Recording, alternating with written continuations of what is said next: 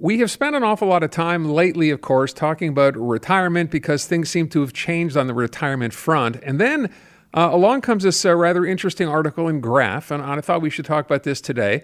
So our guest is Frederick Vettese. He is a former chief actuary of Morneau Shepell and author of Retirement Income for Life. Mr. Vettese, thank you for your time today. Appreciate it. It's my pleasure. Can you explain? I'm looking at this graph, and basically what I'm getting here is the retirement picture in this country has begun to change. Can you elaborate on that?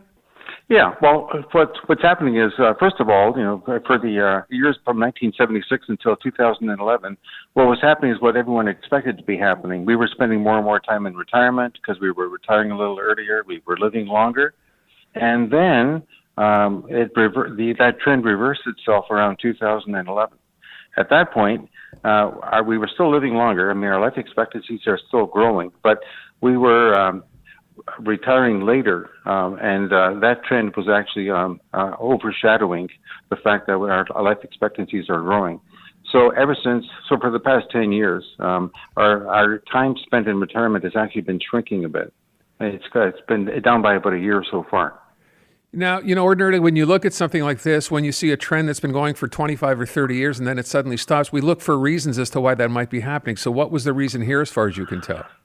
So as I say, the important thing is the fact that people are retiring later. And why are they retiring later? They're retiring later for a bunch of reasons. I'd say low interest rates would be one of those reasons. The fact that interest rates are so low means that people just haven't saved quite enough for retirement.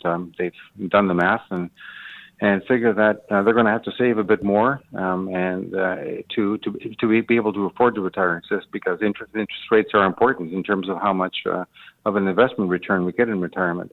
And that's one trend. And the other trend that's also reinforcing that is the fact that our life expectancies are growing, and people are realizing that maybe they can't afford to retire at 60 if they're going to live until 90.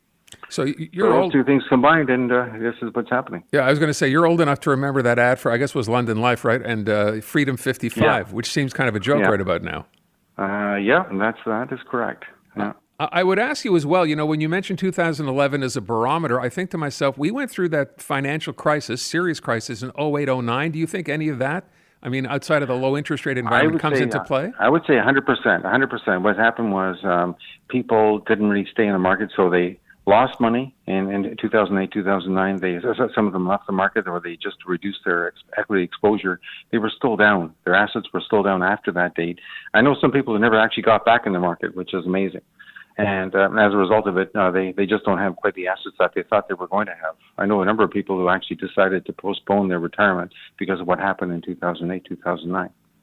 So now if we fast forward, though, to 2020, so roughly 10 years, now we're dealing with a pandemic, which changed the financial picture and I guess the retirement picture for a lot of people as well. I thought we had heard at the beginning of this, people were in fact deciding, what the hell, I might as well retire. Are we going to see that in the data, do you think? Yes, I think we do see that somewhat in the data for the public sector. For some reason, we're not seeing it yet in the private sector. So another chart I've done shows that the trend toward later retirement ages is still going on in the private sector. So that really didn't change at all in 2020 or 2021. If it changed to 2022, I can't say yet.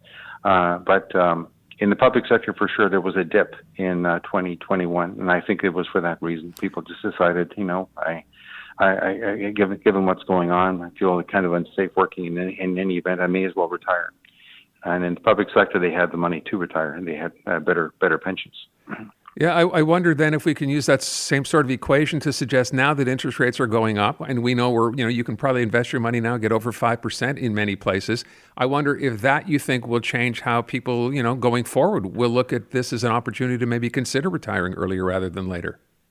Yeah, but I think there'll be a lag effect. People are going to want to wait and see whether or not this trend will take hold and will stay around for a bit. As it is even now, interest rates are not quite as high now as they were even a month and a half ago. Mm-hmm. So we have to wonder whether inflation will eventually subside and go back to the 2% level, and maybe interest rates might go down as well. I can certainly see that scenario being possible. And if I can see it, I guess other people can see that too as a possibility. So we'll have to wait and see how things unfold. I've just asked you one last question. So you have a book called Retirement Income for Life. People hearing you, sort of laying out this scenario. If I can ask you, what would be your advice for people now approaching retirement time in their lives as to what to do right about now? Well, I would say because of the pandemic and what happened was the inflation spiked like crazy over the past 12 months, my biggest new advice for people would be that they ought to be taking their CPP and old age security if they can afford it as late as possible, which would be age 70. And the reason I say that is because if they do that, the amount of inflation-protected pension they have is going to be just that much greater. It'll be at least 42% greater for CPP and 36% greater for old age security. Because what we've learned is that inflation isn't dead.